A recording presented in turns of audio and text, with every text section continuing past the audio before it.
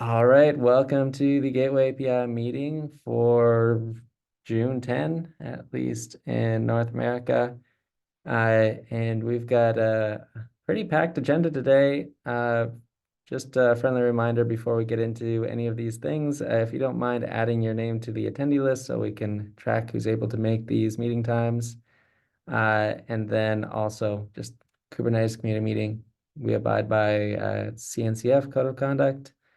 So yeah, please be nice to each other. And if you don't mind, raise your hand if you have something to say. That will just ensure that we are able to get to everybody, or also drop something in chat and we'll try and respond to those comments as well. With that, I think Guy, you're up first. Sure, thank you.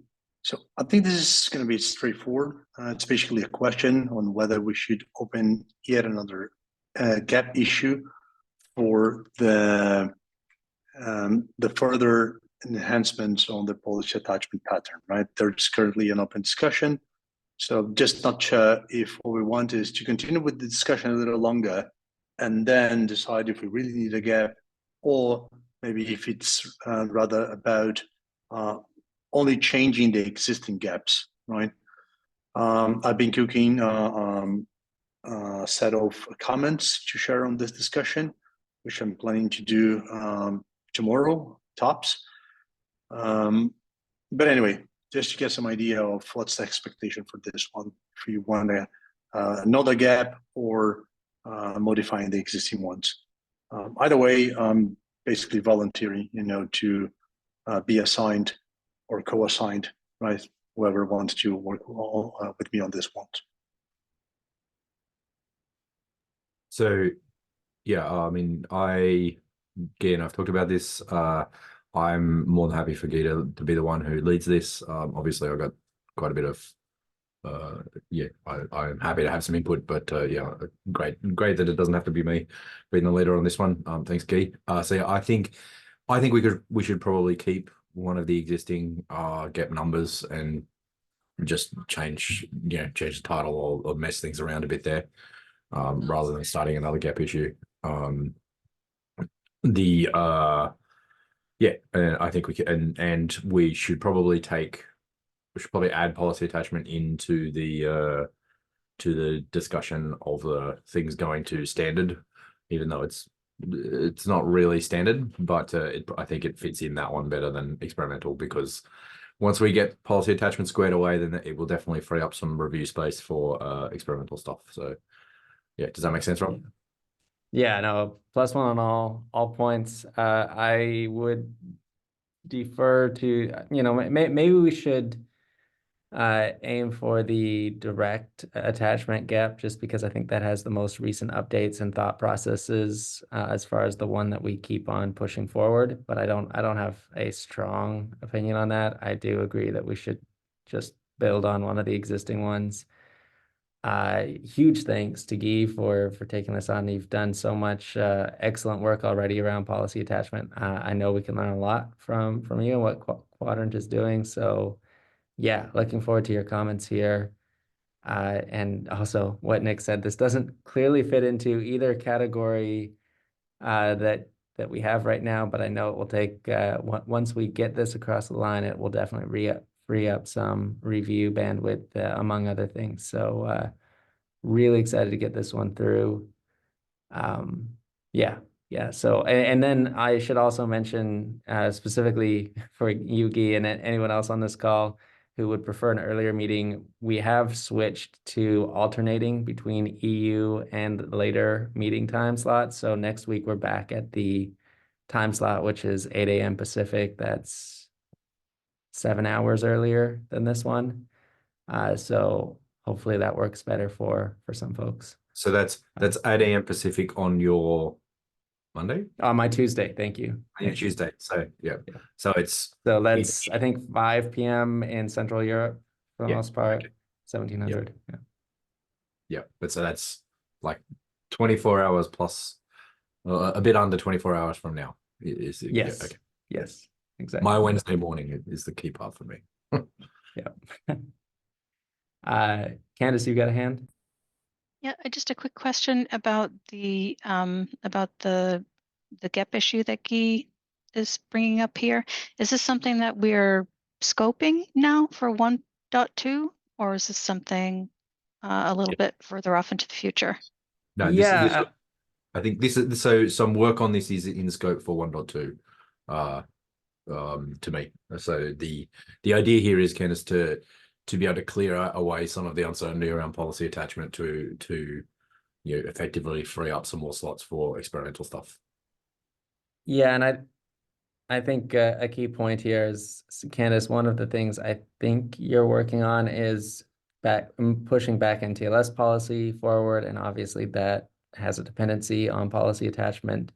So we want policy attachment to be reasonably stable. I think this work can get it there, but these concepts are very closely related. Yeah. Yeah, I agree. I think that currently we have the backend TLS policy listed as the scope for 1.2, but I imagine that, the overall discussion around policy attachment as a pattern would probably be something for 1.3. Yeah, I hope that we can make progress. The things that we have in here, I don't think we necessarily need merge strategies, for example, but maybe we can, I'm not sure. We just need to find the minimum viable set that we consider stable, that we can, that backend TLS policy needs. If it's going to move forward, it may not require merge strategies right away, or maybe it does, I think we'll figure that out. I think the first thing we need to sort out is like what we're going to do about what's happening with the future here. If we're not going to have directed and inherited as different types of policy, and they're going to be set by merge policies, we need to do that as soon as possible, so that then if we need to make more changes to what we're talking about with backend TLS policy or any of the other policies or load balancer policy, then we need to be able to do that ASAP so that we can include those changes in 1.2. I think that's probably the actual decision is probably the most critical part of doing this work, is that we don't want to have to make any further breaking changes to policy as a result of making changes to policy attachment. Completely agree. Okay, I think we can continue offline then. I will share some of my comments as soon as I can. But yeah, thank you. Yeah, and Guy, Great. I'm often online in your morning because that's my evening. So you and I can do some not in this meeting work on this as well.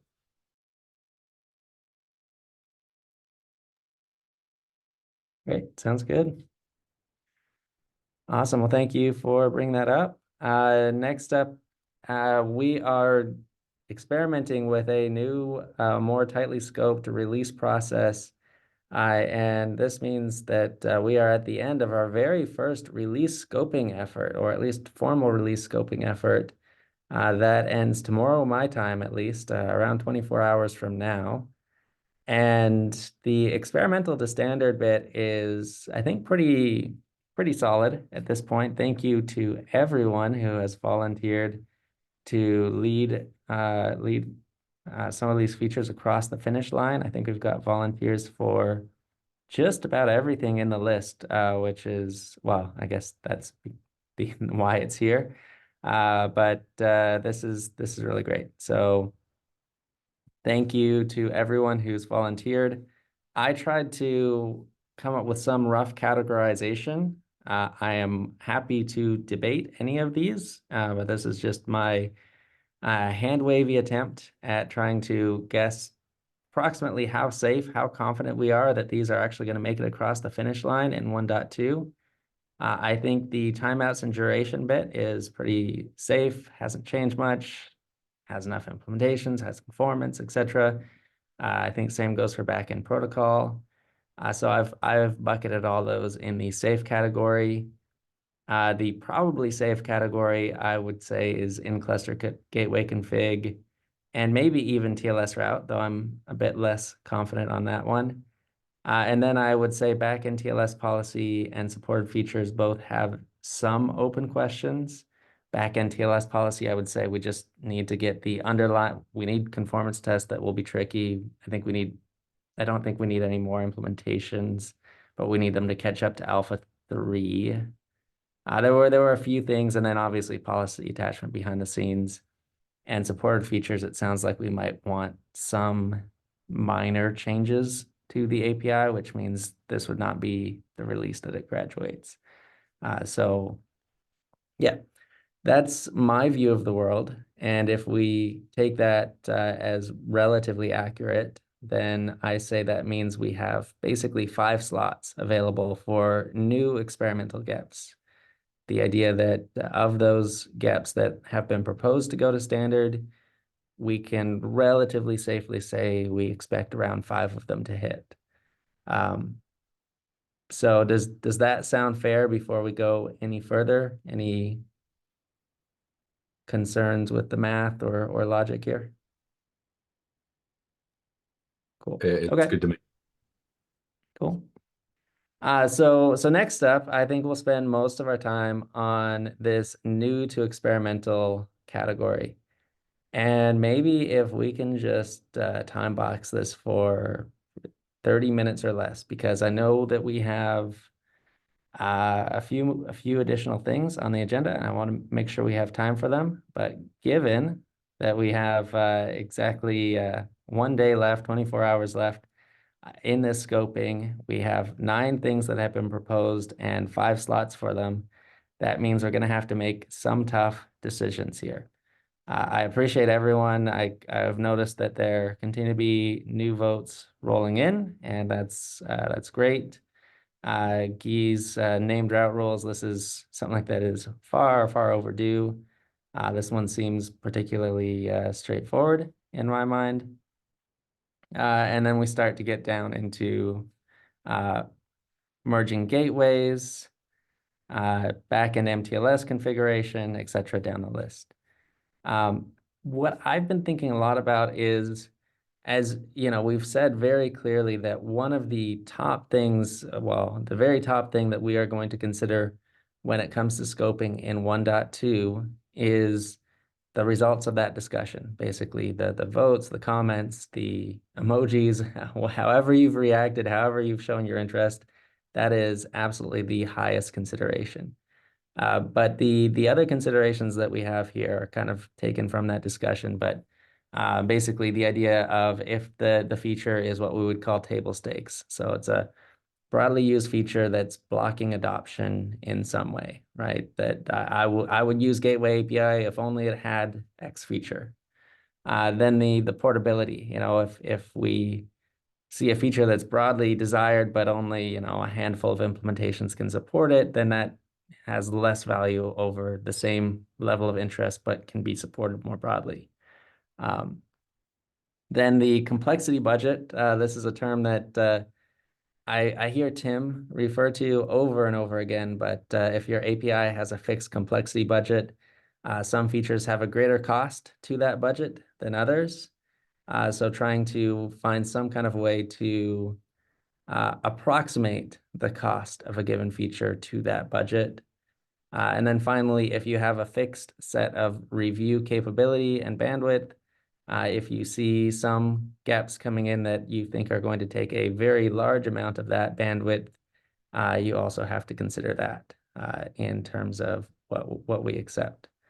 Are there any other criteria that anyone thinks we should be looking at? Do these items make sense? Anything we might have missed along the way?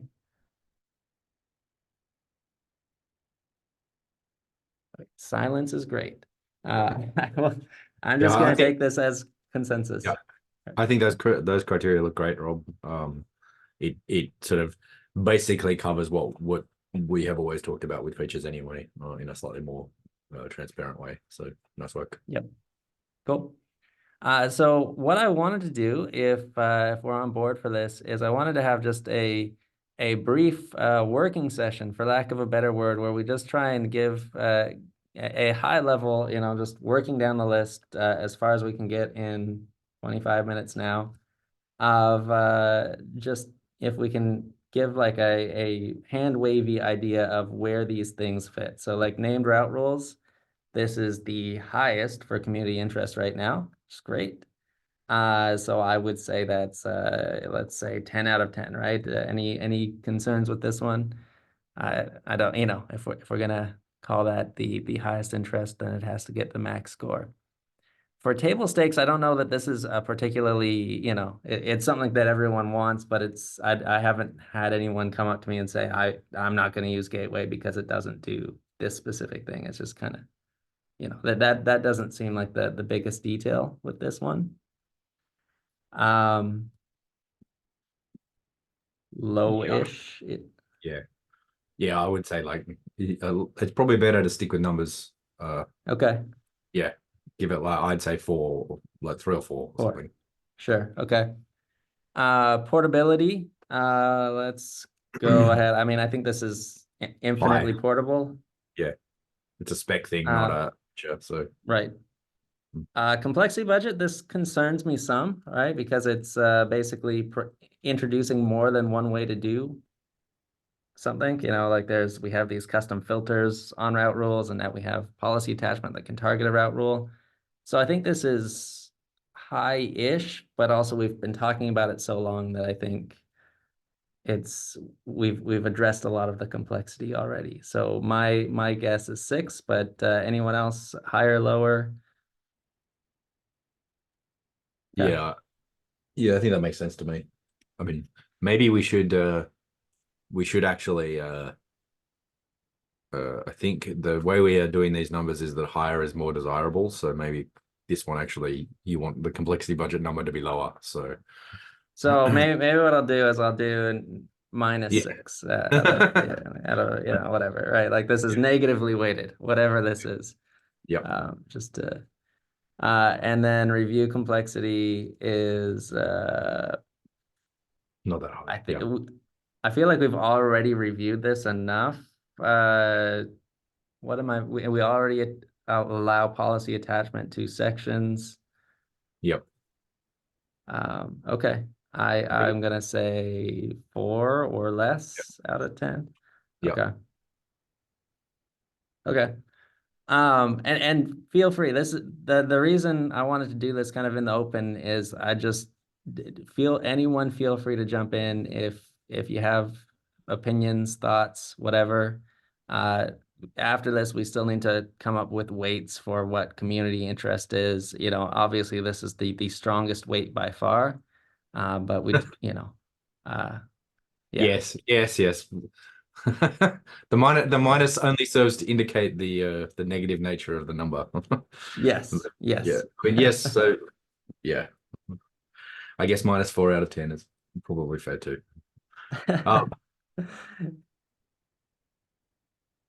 That's you have a very good point, Dave. Yeah, sorry, I just saw the chat.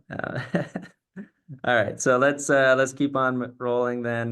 Next one is merging gateways. Let's drop this one in here. I think since this is second in line, let's give this one 9 out of 10. Table stakes, I don't know. This is one that I haven't gotten customer requests for, but I think that other vendors probably have. So I think it's also that being able to do this unlocks a few use cases that probably are table stakes. okay. The one that we have later down that's figured out how to do static deployments probably depends on merging to be able to, or a similar mechanism, basically the same mechanism as merging. So yeah, I think this is probably slightly higher than the named route rules, to be honest, because there's more. So there are more things dependent on it. Maybe, yeah, that's fair. What I want to clarify here is there's kind of 2 different things that are driving this. One is I just want more listeners, right? Like if you increase the listener limits from, I don't know, 64 to 200, right? Like, does that solve some subset? I don't think it necessarily does, but I just want to make sure we're not combining things that could be solved other ways. I think there are some unique things that gateway merging solves. so I guess, Nick, you were talking about some use cases specifically that for merging, right? The well, Yeah, yeah, the static one is a separate issue further down, but I think there's Okay. dependency too. So I don't know how to capture that. Yeah, okay. And Candace is another vote for table stakes. I will, and Nick is saying it's more table stakes than named route rules. So I will take Arco's suggestion of 6 out of 10. That seems a bit higher than named route rules, and we'll go from there. Okay. Portability. I don't know that this is going to have quite the same level of No. support as named route rules. So I don't think we can give it a 10, but it does sound like a lot of implementations will support this. I feel like 5 to 6 is about right to me because it's Yeah. not that. It may not be that. It's one of those things where it may not be that portable, but the people who need it will like really, really need it. Yeah. So yeah. The complexity budget on this one scares me to death. Yep, high. That's It's very high. Yep. That's my own bias. I'm gonna call this like 9 out of 10, but I guess if any, yeah, I'm seeing an 8 too.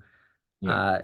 My biggest concern here is that we're gonna have to likely introduce a new level of hierarchy, right? So you have these not that merging is necessarily hierarchy, but we've seen some proposals where there's a parent and child gateway kind of. Yeah, and it basically is hierarchy because like Yep.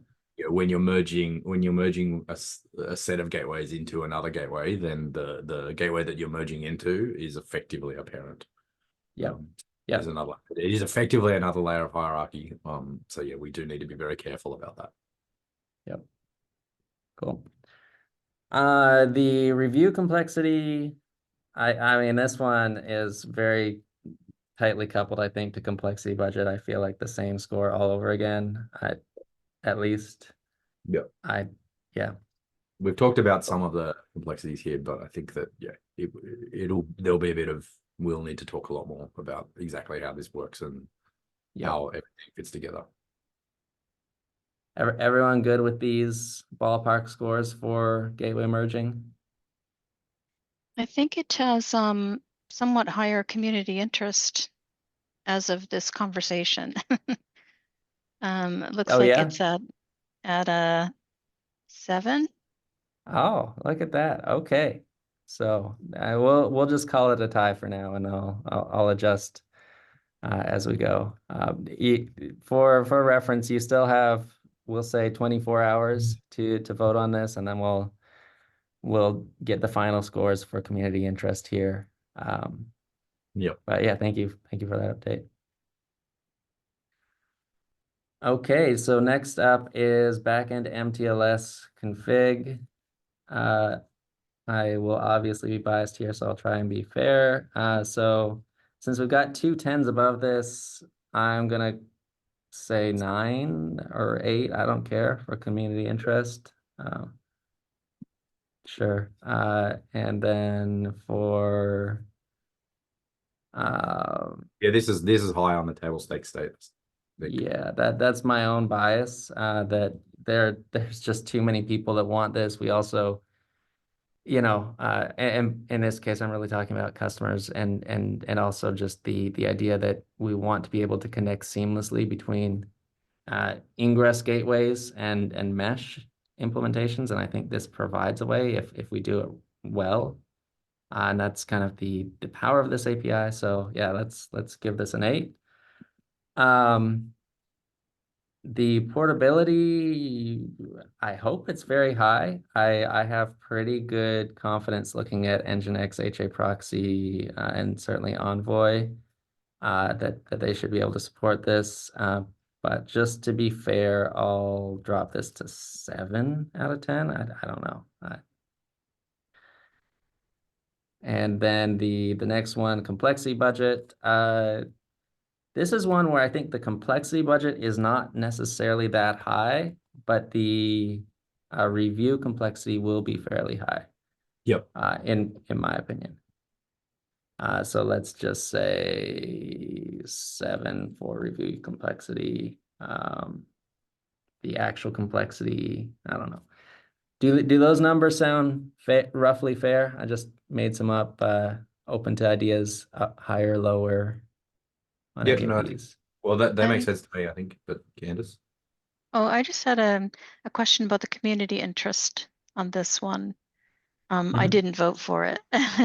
So Yeah. I'm just wondering, how are you calculating that based on the comments? At a minimum, I'm trying to just go down the list. I was considering named route rules and this one as roughly tied.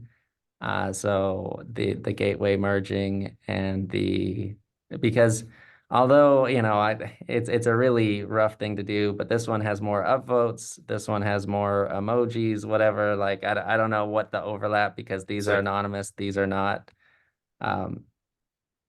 Next time we should just require emojis, but whatever. This is what we have this time. So for now, I've just considered those a tie, and I would say this is the step below that. So I just decreased the score by 1. I can decrease further if you want.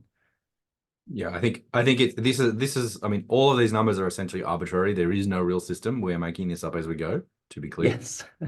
Like, so, that's why we're trying to do this in the open, is because we kind of like, we're making up this process this time. And so we want everyone to see how we're doing it, so that we can, if anyone has suggestions, then we can incorporate them immediately.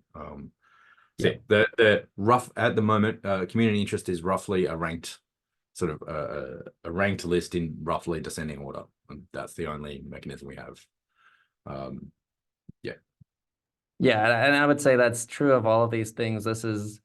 We're basically trying to do some comparison here, right? So this is less interesting to the community than the ones above it. We think this is more of a table stakes feature than the ones above it, but maybe less portable. This is all just a very hand wavy form of comparison. But the thing that's clear is we're going to need to have we're not going to be able to accept all of these. So we're just trying to find some reasonably fair and open way to compare these across these different traits. Any comments, thoughts, ways we can improve? Cool. All right. Next up is request timeouts for gRPC route. This is one that came in pretty recently. Thank you, Arco, for this one. So this is, based on the same thing I was doing above. I'll just subtract 1 for the lack of, subtract 1. Table stakes, I don't know. Arco, you had this one, so I don't know if you're on this call. I think you were. But if you want to make a case for it. Yeah, I think it's pretty high because you can't do streaming RPC without this. Right? So you can't disable timeouts when you're streaming RPCs. Okay, so the thing you really want here is not actually to be able to set a set fixed timeout, is to disable timeouts. Mainly for streaming RPCs, but for Unity RPC, we would also like to have a specific timeout, right? So systems like Envoy have a timeout of 15 seconds. We may want to Yeah, I change know. that as well. Yep. We've had to add this to Cilium as well. Candace? Thanks. As I was looking through this and I looked at the gap that's being referred in the description, it looks like I just have a question about whether we could do this for all routes. I mean, does it have to just be for gRPC? Do we have request timeouts? Yeah, we talked about it. I originally started talking about it as across all routes, but we ended up deciding to do it for HTTP route first because the semantics were a little easier to understand. I think, again, the semantics for gRPC route are basically the same as HTTP route, since gRPC route is like syntactic sugar on top of HTTP route anyway. I think for the other routes, timeouts are a little bit more complicated because they're different timeouts. You know, you have to use only the streaming timeouts rather than other timeouts. So I think we just, I think one of the things that we need to talk about for this is like, you know, if we want streaming timeouts, then we have to be clear that they're streaming timeouts and not another sort of request timeout.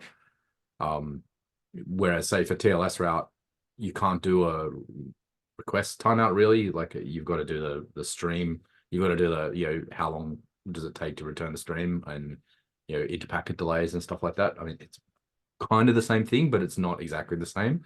So I think this is one of the things where gRPC route and HTTP route are going to be basically the same, but other ones may not be. So having the same fields but do different things, I don't know if that's a good idea or not. We need to, you know, we need to talk about that, I think. And is Yeah. it still experimental? Yes. Yeah, we are not. So, well, we are talking about they are. So timeouts are in the. Will probably be promoted to standard as part of this release. Yeah, so timeouts HTTP. came in 1.0, so they're on track to, and they've been stable, well tested, etc. They're on track to go to standard in HTTP route. I don't really want to delay that for adding it to gRPC route. I think it's safer to have, and gRPC does have some slightly different timeout behavior, so I think it's best to separate those into separate gaps. But yeah, I wish we had a single timeout that could just work for every route and protocol, but I haven't found a good way to do that. Okay. Thanks. Good comment. All right, so on table stakes for this one, Arco had proposed 8. I feel like that's maybe just a little bit high. I might say 7, but I think something high-ish seems correct to me. Any other opinions on this one? I agree. It should be pretty high. You are. I think, Candace, you have a completely fair point that we are going to need timeouts for every type of route that we support. But yeah, you're definitely correct there. But and that is a reasonable table stakes thing that everybody is going to expect that different types of routes end up with timeouts. But I don't. Yes, I think yeah, 7 or 8 makes sense to me. I'm gonna say 7, but someone be a tiebreaker. I'm just all right. Well, for portability, I'll move on. Maybe if we have another in between, we'll go for the higher one here. I think portability is likely to be difficult, if not poor, because again, I was the one who did that initial timeouts comparison, and you know, the timeouts are very different between different implementations. So yeah, like the config itself will be portable, but exactly how the timeouts work is actually likely to be just different. Can it be the same as the route? Yeah, we're talking about request timeouts here and not streaming timeouts, so it's gonna be the same. Okay, right, cool. Yep. If it's yeah, because it's a request timeout. Yeah, okay, yep. So let's bump it up to 7 then. I don't know. Okay. For complexity budget, I'd say this one feels low-ish to me. I hate to say that about timeouts. Maybe I'm wrong. But because we already have the prior art for HP. Yeah, I think this one is one where the complexity budget is lower because we've had the discussions and done a lot of the hard work already for HTTP route. There shouldn't be much additional complexity on top of HTTP route timeouts. I can't decide between 3 and 4 for either of these, so I'm just gonna split the difference. Anyone have strong feelings on either of these? Makes sense to me. Cool. All right, we'll keep on moving. Configurable retries in HTTP route. I don't think Mike or Flynn are on this call. So that's cool.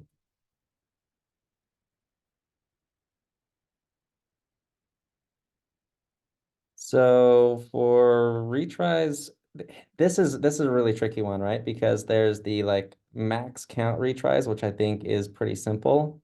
But then we've also included budgeted retries, which I think is less simple and portable. So there's a part of this that is fairly simple, fairly portable, and another part of this that is less so. I don't know how much less so, but definitely less so. So let me at least fill in the community interest. I know this is next on the list, so we'll drop it to 7. Table stakes. I know a lot of people have been saying, I'd use this if I could do retries. So I know it's there. Yeah, I mean, I think some form of retries is high, but I think again the additional complexity of budgeted retries. Yeah. Yeah. Let's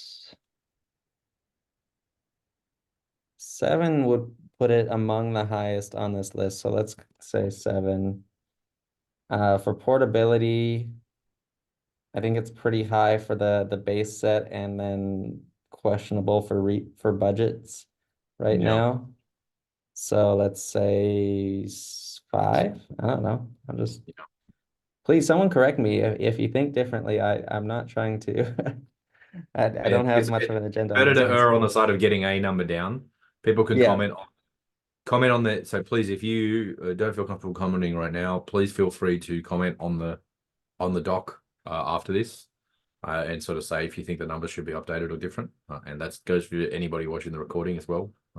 Yeah. Obviously, still got 24 hours, but I think probably I suspect that one of the reasons that we put the minuses on some of these numbers is that basically it means that we can put all the numbers in.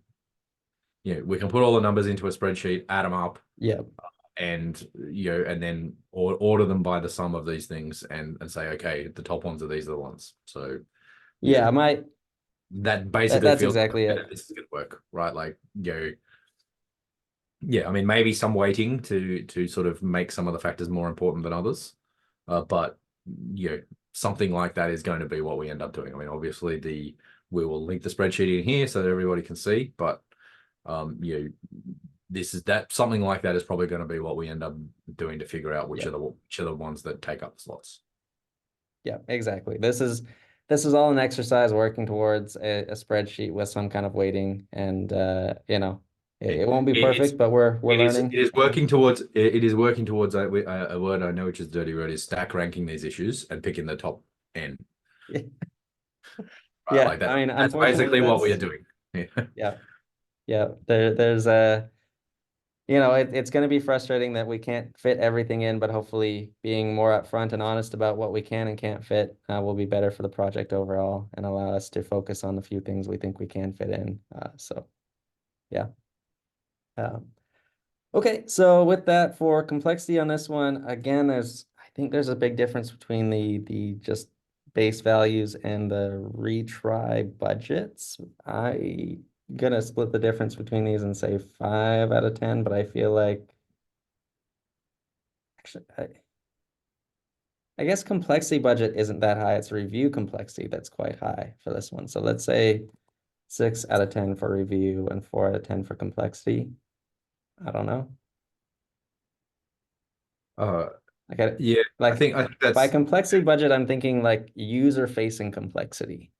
And if we do this right, I don't think that's going to be that high. Whereas I think review complexity will be fairly high. Those are minuses that are wrong. Yeah, oh yeah, thank you. Yeah. Okay. So we are running out of time. Let me see static infrastructure. Let's see if we can get through 2 real quickly, and then we'll call I it. think for me, your oh no, okay, it just caught up. Your screen was hung. Cool. That's cool. Hopefully we're back. Yep. So let's see, for static infrastructure, we just have to go at least 1 down in the level of interest. Yeah, I got 4 upvotes. Okay. Table stakes, this is one of those things where I'm biased and I don't need it, so it's well, it can't be table stakes, but I know there are some others that chimed in on this one. Anybody want to speak in favor of this static infrastructure idea?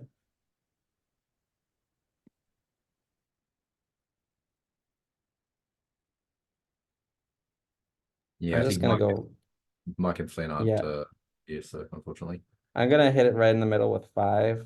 I Again, don't even know if watching the that's, recording, please feel free to request changes there. yes, yeah. For portability, I would say this is going to be fairly low because I don't think that many implementations actually rely on this. Again, please correct me if I'm wrong. And I think they listed a handful. So 2 plus 4. So that's useful, but it is still not, not the majority that would support this, I think. For complexity budget, I feel I like think, this is kind of high because it's requiring people to provision infrastructure and then point to it separately.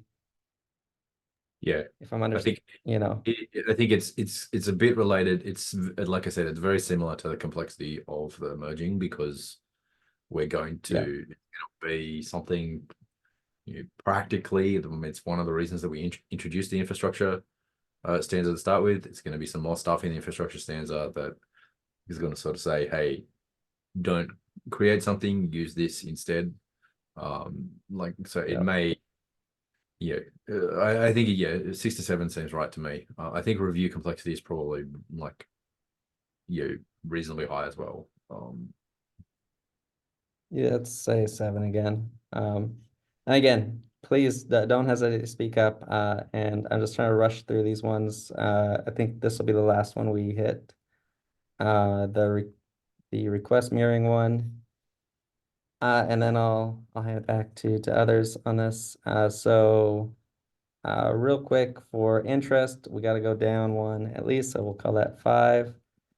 Table stakes, I don't think anyone's really blocked on, I can't use this, and Yeah. well, there's some that like the larger customers that have big apps that want to mirror but just can't, but I think this is low-ish. So what's the lowest we've done so far? 4? Yeah, I feel like this is 4. Like this is on the low side. Portability, as far as I can Well, tell, that's- everyone can do this. So Mm. call that 10, 9. We'll be 9. I'm not. I I just mean, know that at least Envoy, Nginx, and HA Proxy can do this. I don't know. it says there's a user desire for the feature, but I don't think it's Oh, no. So I did follow these through, and these Ah. are actual examples of how to use them, which you're this really should say there it's possible to do this, not right. that there's necessarily desire. And then complexity budget feels very low on this one. Like Yes. it's, Yeah. and review complexity, I would say also very low. Yep. Okay, we are out of time.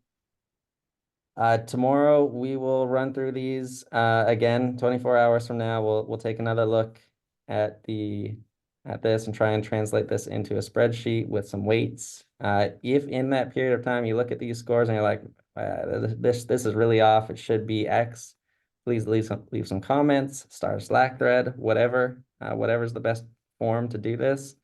But we really are trying to keep this decision-making, prioritization, etc., out in the open as much as we can. And I appreciate everyone who's taken the time to volunteer, to vote, comment, etc. So, yeah, just to be Yeah. clear, there's only two other ones left that we didn't get time for, which are a query parameter and cookie match. So we'll Rob and I will talk about that and put our candidate numbers in this agenda. And then once we've done that, I think we'll probably, Rob, we should just put it into a spreadsheet and Yeah. put these across rows and sort of say this is the final thing, and you'll have a while to respond, and then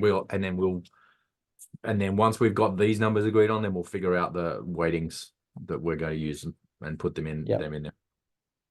Yeah.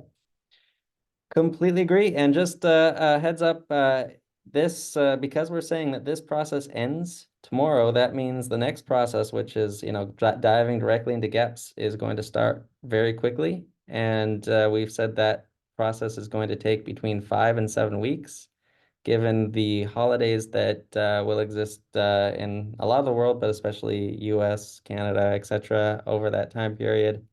I think we'll want to be on the longer side of that, so probably 6 or 7 weeks, but that's still going to be faster than we've ever gone through GEPS before. So just prepare yourself. We're going to try and do as much as we can in that period, but if something doesn't hit that timeline, that's okay. We'll drop it and we'll come back to it in the next release.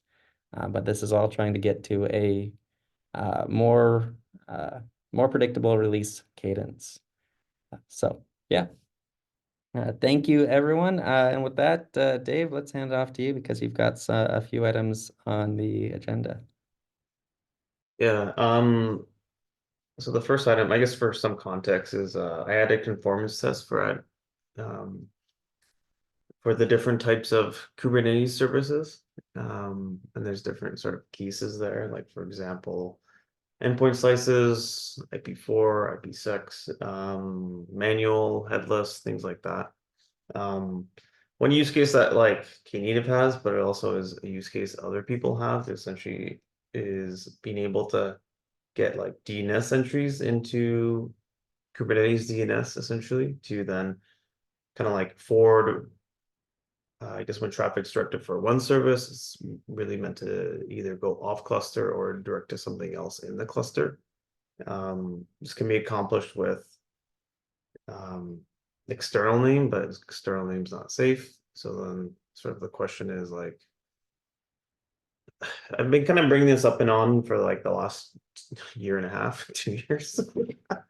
And I don't know, I couldn't get the case people to budge in any sort of direction. So I don't know. I'm just kind of wondering if what do people have here? Because I know like a bunch of ingresses and implementations do support this. Istio, I think Envoy proxy, Contour, you can turn it on. But it's off by default. So I don't know. I guess I'm at an impasse and I'm looking for help in terms of like how to realize this outcome.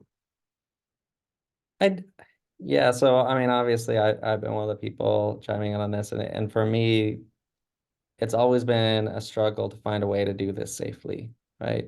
Yeah, the age-old problem here is confused deputy, right? Where if you're relying on some other thing to resolve DNS for you, what does that see that you don't see, or vice versa, right? The classic, I think there's been at least one CVE around this about a local host or some kind of sensitive value being the DNS name that was resolved, right? Just as a rough example, and you can have edge cases for oh, I'm going to validate that it's not X, Y, or Z, but then you might, or Z, sorry, Dave, and might miss something along the way is my concern. So if there were a way we could say, oh, this for sure is safe, I would feel a lot more comfortable. I just haven't found that yet.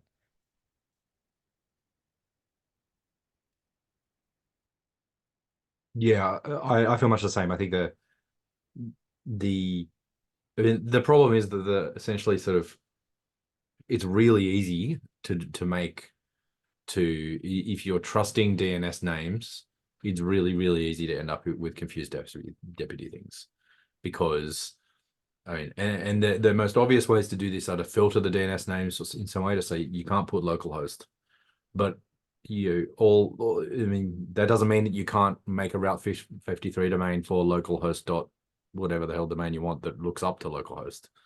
Or another one that CNAMEs to some other thing that you want, right? Like because that's how DNS works, right? Like if if we say, hey, you can't have cluster.local names in FQDN or whatever, because you want to prevent people using DNS for namespace traversal, then I can just go and buy a Route 53 domain and put and have it work like one of the ones that does the backwards the reverse IP DNS thing. It just I can host my own thing that'll automatically translate it for you into cluster.local and then bypass it that way. Like there's no way to stop the confused deputy thing as long as you trust the DNS. As long as you're using like untrusted strings that you're getting from a user for something that's relatively trusted, like DNS lookups. I think the only, and that's what I said in that Kubernetes issue, that you can't fix this at the API layer. The only thing that you can do is have call outs that say, if you do this, you need to be aware that this is going to happen to you at some point, right? Like you need to ensure that these things can't be used to go around namespace, things like that. So you need to have some other mechanism to manage this risk. Yeah, there's nothing we at the API spec level can do to stop this. So, and this why this is complicated. Yeah. I guess for me, sort of like accepting end user input for this, yeah, it doesn't make sense. But like, for example, even the last use case on issues, like how do operators configure things like this? Yeah, I mean, Can you be a little bit more specific? What do you mean by operator in this case? Is this a persona? Is this an application that's running in the cluster, like a controller? I guess, for example, like, hey, this user who commented on this has the ability to configure DNS and is wanting to essentially set up I guess if you read it, like an edge cluster that forwards to other clusters, and they do this with DNS. So I assume like they're essentially the operators of the cluster who want to do some advanced routing. And then like in Knative's example, you have, hey, our controllers, we need to be able to allow some cross cluster routing using this technique. I mean, Arco makes the fair point in the chat that the way that Envoy Gateway have considered that they work around this is that, given the fact that they support FQDN endpoint slices, is to say, hey, make sure that the RBAC for endpoint slice is set correctly, so that only platform operators or cluster admins is probably our persona can affect FQDNs. FQD can affect endpoint slices and make changes to them. In this way, you can give Knative permission to create FQDN endpoint slices, but not your general application developers. I think that really is probably the only way to do this. But I mean, the thing, yeah, I mean, basically, if we support this, every part of this support just has to ensure that your FQDN is not stars. Otherwise, anything that you do with namespaces is meaningless. That is the risk here, right? Like if application developers can configure FQDN endpoint slices and your implementation supports them, then nothing you do with namespace separation means anything, right? Like like that is the risk here, right? Like, and it needs to be said in that bold a way, because otherwise people are going to be like, what? I don't understand. Like, then you may as well not be using namespaces for security. Yeah. Do you think it's then fair to go back to the case issue and say like, hey, the gateway community has realized there's still value in the endpoint slice fully qualified domain name type? So I will show my own bias here and say that we upstream Kubernetes has already gone through and not quite deprecated. Maybe it is formally deprecated, but I know anytime you try and use FQDN and endpoint slice, you're going to get a warning in Kubernetes now, because it's broadly seen as a mistake that it ever existed as an address type. What I think I would prefer, and this is a pain, this is absolutely a pain, but I would prefer something that ran inside the cluster or somewhere that we trust, and translates DNS lookups to addresses, to IPs, and drops them in a custom endpoint slice. If that seems like it could fulfill this specific use case, and it would have the benefit of having audit log, so you can see, oh, hey, this changed at X point for Y reason, and I don't know, it feels much safer to me to do that than to require every individual implementation of gateway or ingress or UPIC to run through and have to do DNS lookups themselves and translate that into some kind of value. I'm kind of mixed on that because you're kind of saying, hey, I want something to do the DNS resolution outside of the gateway. Yeah. And then you have to worry about like how the frequency and like time to live for these records and things like that. That seems more complex. No, it is, but it is. I think It that separates the thing. concerns. It separates the concerns so that your deputy can't be confused, right? Like that's the. It is absolutely more complex. Agreed. But what it does is it means that there is a thing whose job it is to take DNS references and turn them into custom endpoint slices, manual endpoint slices, not automatically managed by Kubernetes endpoint slices. And then you have a way to, say, use this endpoint slice for gateway. And you still have the deputy problem because like that DNS record could still resolve to a loopback IP. Oh, right. I'm not saying any of this is safe, to be clear, but I'm saying that we're inherently not recommending this use inside gateway, but we're providing a path that can be used if people really need it. And that path comes with some safety mechanism, such as if this inevitably goes upside down, you can look at your audit logs and figure out why and when it happened, which may be harder to do if you don't have that intermediate state, that separation of concerns. I don't know. I'm definitely open to more discussion here, but I've